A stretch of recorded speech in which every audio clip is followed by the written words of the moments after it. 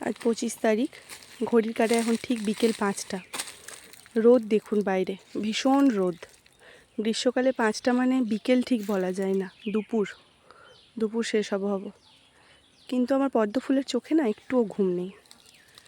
ও 11টা থেকে 2টো অবধি ঘুমিয়ে নিয়েছে নিচে একটানা।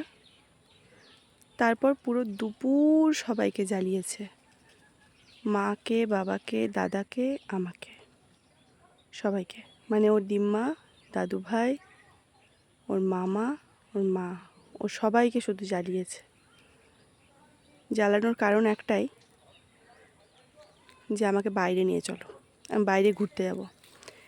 ওকে 2টো থেকে 5টা অবধি কোনোভাবে আটকে রাখা হয়েছিল অনেক খেলনা দিয়ে, কিন্তু এখন আর আটকে রাখা গেল না। এখন মাকে নিয়ে বেরোতেই হয়েছে। এখনও চলে এসছে বাগানে ঘুরতে। কাল থেকে যে ও কী করবে সেটাই ভেবে পাচ্ছি না, চিন্তায় আমাদের জীবন যাচ্ছে। ওর জন্মের পর প্রায় 5 মাস বয়স হতে চলল। ও এখনও অবধি কিন্তু দিম্মা দাদুভাইকে ছেড়ে কোথাও যায়নি। কাল প্রথমবার ওর দিম্মা দাদুভাইকে ছেড়ে ও নিজের বাড়ি যাবে। সেখানে ওর কাছে সবাই অচেনা, পুরো পরিবেশটাই অচেনা অজানা, মানুষগুলোও অচেনা অজানা। আদৌ জানি না ও কীভাবে থাকবে।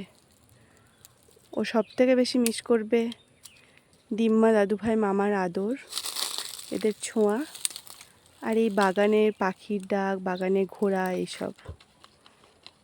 দেখুন এখনও আমার মার সঙ্গে বাতাবি তলায় এসছে, বাতাবি গাছে ফুল এসছে, খুব সুন্দর গন্ধ।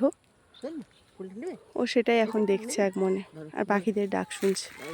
এই যে ভীষণ সুন্দর গন্ধ বাতাবি ফুলের।